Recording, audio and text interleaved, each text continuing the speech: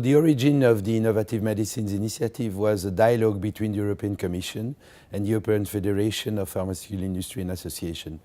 And at the time, it's about around the 2000s, there was a diagnosis which was made, which was that Europe, which used to be the pharmacy of Europe, started to decline in terms of pharmaceutical innovation.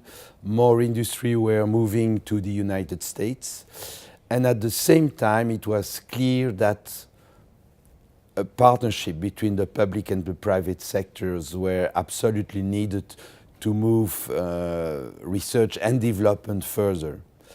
So there was a dialogue between the European Commission and the pharmaceutical industry, and they decided to make a huge investment together with €1 billion coming from each part, and this money would be used to create partnership consortia where scientists from industry and academia would work together to solve major challenges.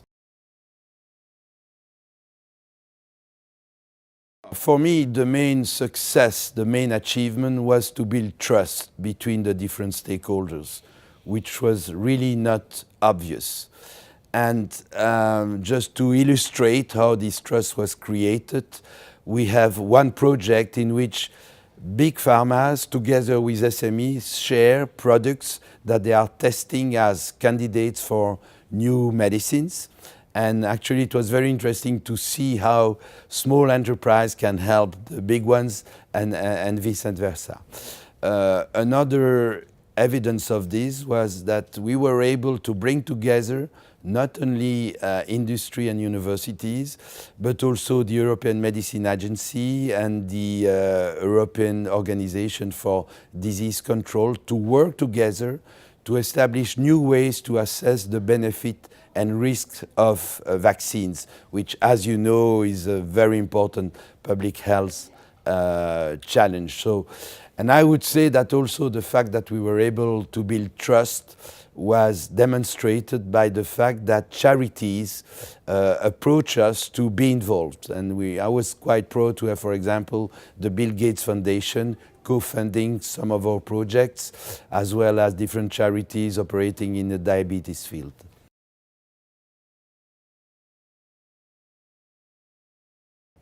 So clearly, to be a Belgian and to be in a country where really the pharmaceutical sector and medical pharmaceutical research is extremely active was a huge advantage, because in Belgium we were used to have the different stakeholders working together. We have major pharma industries, as you know, with operating worldwide. We have top universities in the medical research field, but also, and this is something that I learned during those years, is that we have in our regulatory agency and also at the INAMI-RISIF people who are really internationally recognized as experts of health systems and drug development.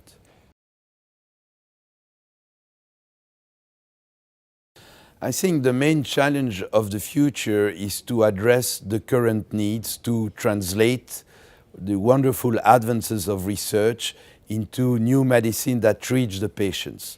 So it's about healthcare delivery.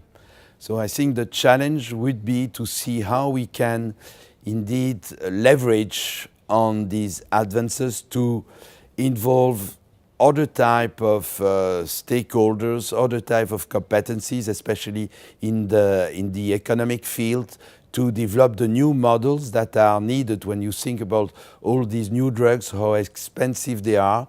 Those are tremendous challenges for healthcare system, and we have to reflect together how to address those challenges. We start to elaborate the basis of these new models, and I would say that two major elements are, one, the prevention. I think that there is a lot of money that can be saved by efficient prevention strategies.